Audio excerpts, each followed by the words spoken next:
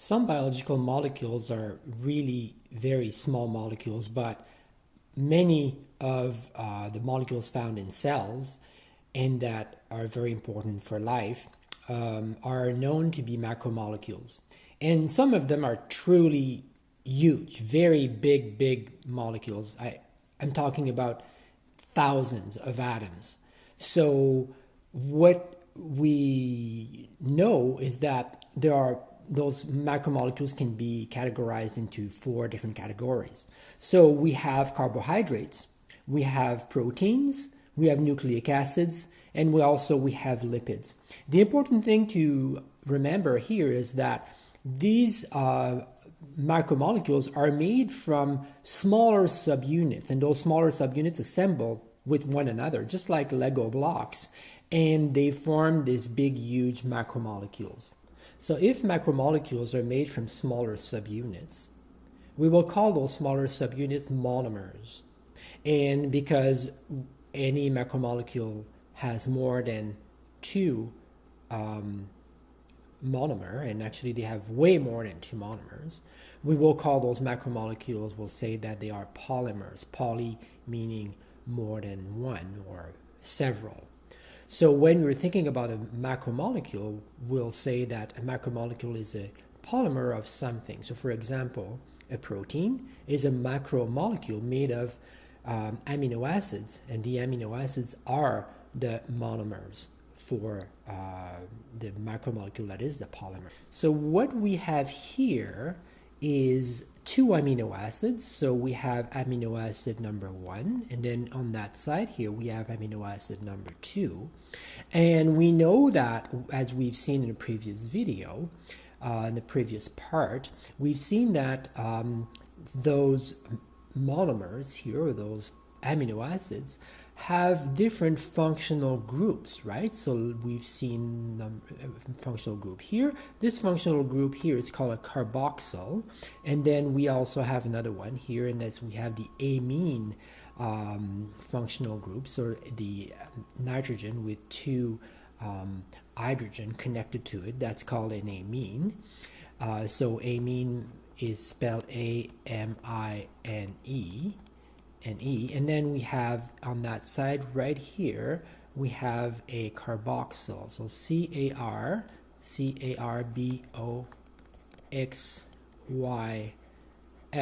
So we have a carboxyl right here, and we have an amine group right here. So those are the two monomers. And what's going to happen is that there's going to be a reaction between those two here, a chemical reaction. And that chemical reaction is known to be a condensation reaction. Not condensation, but condensation. So there's a D here. So a condensation reaction. And what happens here is that you see that one functional group here reacted with another functional group here, and what happened here is that it created a covalent bond between those two here. We have now are bounded, right? So we no longer have two monomers, we have a bigger molecule that is called a dimer for two monomer, right?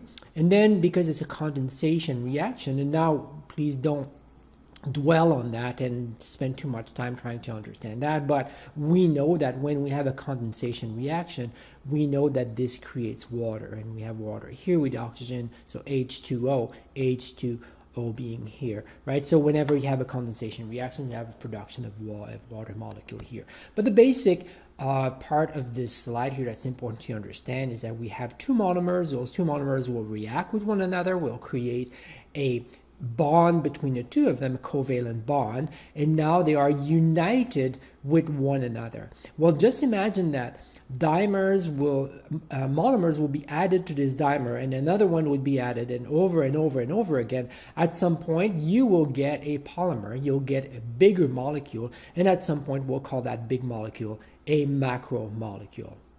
So if it is possible for a cell to make polymer by associating different monomers together, it is also possible to break those polymers into smaller subunits, right? So those big molecules can be broken down, and the cells will often do this to extract energy from that.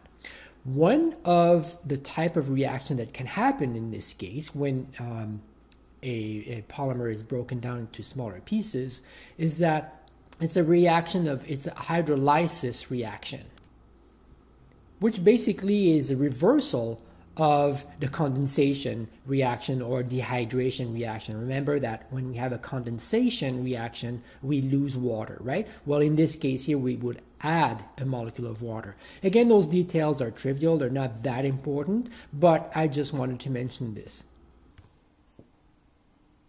So we know that when monomers are added to one another, they do so through a condensation reaction. But also we know that macromolecules can be broken down by cells so that energy can be extracted.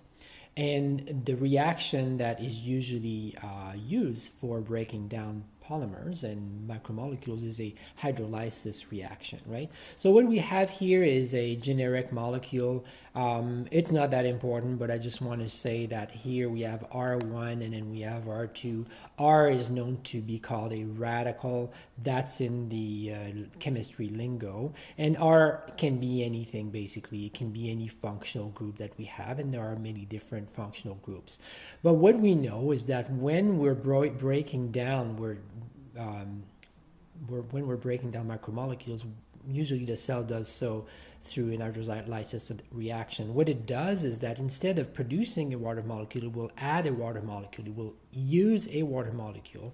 And basically what it says here is hydrolysis, hydro for water, of course, and lysis, meaning that it's going to lyse, going to break it down. And let's see what's going to happen here, right? So we have a molecule here. Let's call it molecule A. And our molecule A is going to react with one molecule of water right here. Here's what's going to happen. So we have our molecule here. You see that ER1 and that part of the molecule here is unchanged.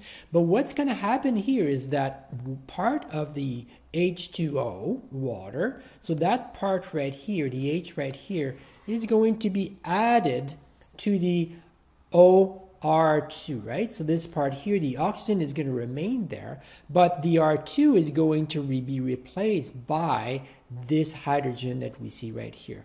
Now the R2 needs to react with something else. And what's left from water when you break it down? Well, if you remove one hydrogen, then what's left is this part here is called the OH, right? So hydroxyl group. And the hydroxyl group is now going to react. So this is our group right here, hydroxyl right here, and it's reacting with an R2, the R2 group here.